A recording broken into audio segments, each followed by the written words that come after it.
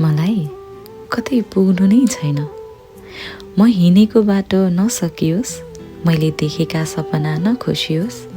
मलाई यात्रामा भेटिने कथामै मिसिनु छ। मलाई सफलता होइन, सफल हुने चाहनामै जिउनु छ। मलाई म आफ्नै बन्नु छ। कुनै दिन आँगनमा बसी आफ्नै सफलताहरू गर्नु छ। गन्तव्यमा पुग्न कुनै हतार मलाई होइन। सफलता के हो भन्ने प्रश्नको उत्तर अहिले मसँग छैन। मलाई डाँडा माथिबाट आफ्नै यात्रा हेर्नु छ। बाटोमा भएका गलत गोरेटोलाई आफ्नै हातले फेर्नु छ।